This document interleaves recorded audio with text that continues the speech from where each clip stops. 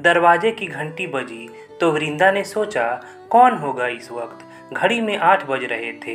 पैरों में जल्दी से चप्पलें फंसाकर चलते चलते पहनने की कोशिश करते हुए दरवाज़ा खोला तो सामने मानव खड़ा था। ओह तुम, धीरे से कहकर रास्ता छोड़ दिया। अचानक कमरे में गहरा सन्नाटा पसर गया था। टेबल पर रखे गिलास में पानी भरते हुए पूछा, कैसे आना हुआ? माँ का देहांत हो गया आज। मैंने सोचा शायद तुम घर आना चाहो। वृंदा के आंखों में आंसू भर आए। फिर से एक लंबी चुप्पी पसर गई। तो कल मैं इंतज़ार करूँगा। वृंदा ने हामी में सिर हिलाते हुए नज़रें झुका ली। मानव के सीढ़ियाँ उतरने की आवाज़ धीरे धीरे दूर हो गई तो वृंदा ने दरवाज़ा बंद कर लिया और आकर सोफे पर बैठ गई।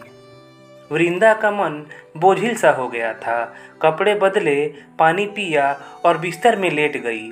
आंखें बंद की तो आवाज़ें कानों में गूंजने लगी। वृंदा, माँ को खाना दे दो। हाँ बस बन गया है। मानव थाली निकाल माँ का खाना लेकर उनके कमरे की तरफ चल दिया। सुनो, मैं दे रही हूँ, तुम रहने दो। वृंदा, देखो माँ क्यों खांस रही है। अरे ऐसे ही आ गई होगी। मानव ने दवा निकाली और माँ के कमरे में चला गया।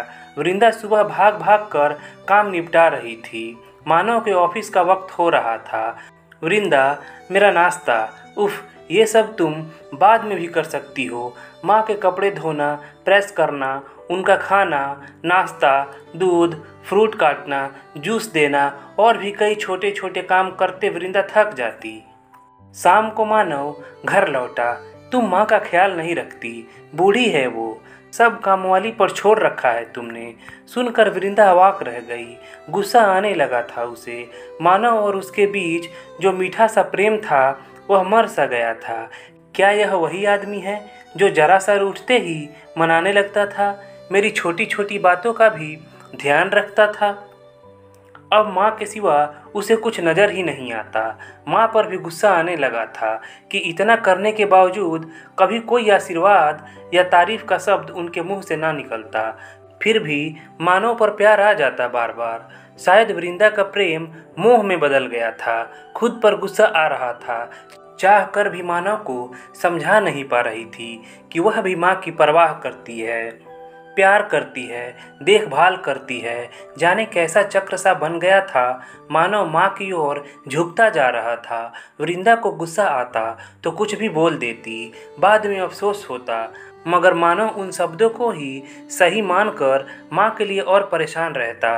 वृंदा को लगता मानव कहीं दूर चला गया है, अजनबी सा बन गया था। वृंदा उठकर बिस्तर में बैठ गई। एसी चलने के बावजूद पसीना आ रहा था। पानी पिया और फिर लेट गई। रोज झगड़ा होने लगा। वृंदा इनसिक्योर होती गई।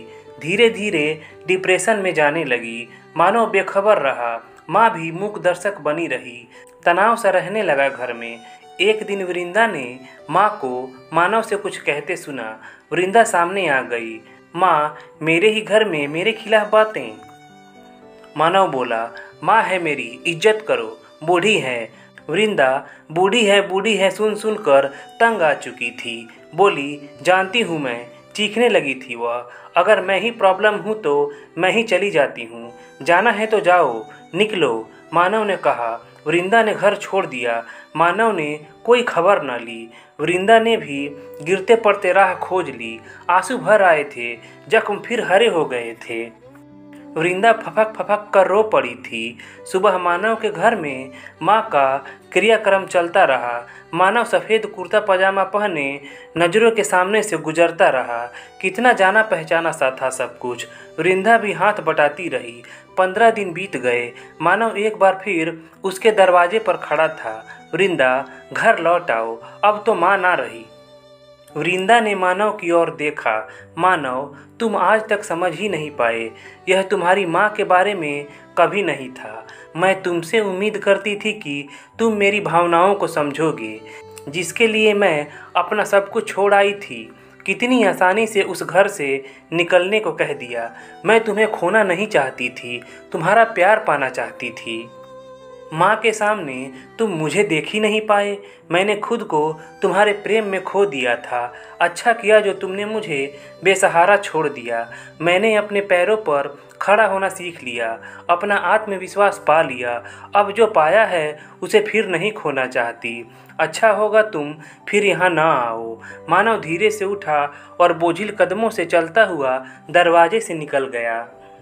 वृंदा ने दरवाज़ा बंद किया और बंद हो गई वे आवाज़ें जो उसका पीछा करती रही। वे मोह के धागे जो उसे बांधे हुए थे और कमज़ोर बना रहे थे, आज तोड़ दिए थे और एक नए अध्याय की शुरुआत की थी।